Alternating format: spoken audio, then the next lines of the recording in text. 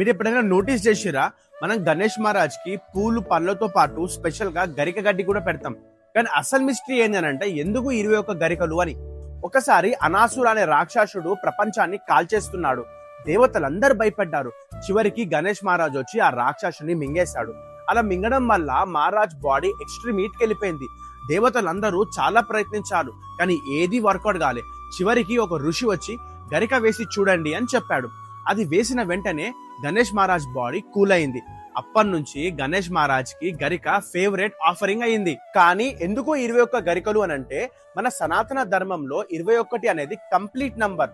5 sense, 5 organs, 5 ప్రాణాస్, ego, intellect, mind equal to 21.